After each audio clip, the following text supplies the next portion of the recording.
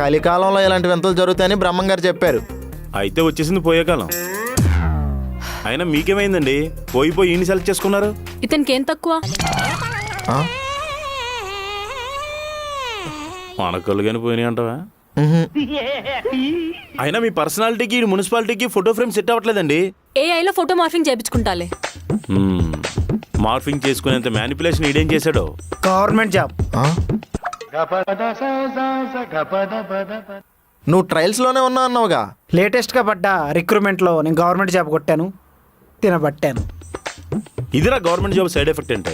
అందుకే government job try చేద్దాం అన్నాను. నువ్వే సాఫ్ట్వేర్లో జీతాలు ఎక్కువ, ఇండస్ట్రీకి భూమి వచ్చింది, హైదరాబాద్లో భూములు కొనుక్కొచ్చు అన్నావు. ఇప్పుడు ఏమైంది?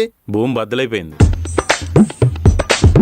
ప్రవీణ్, మీరు ఇద్దరు మాట్లాడుతున్నాండి, నేను ఇప్పుడు వస్తాను. కొంచెం పక్కరండి. ఇప్పుడు అక్కడ తీసుకెళ్తున్నాడు రా. రోజు నీతోనే ఉంటది కదా, ఓ 10 నిమిషాలు మాట్లాడుకొని, మన ఫ్రెండే కదా.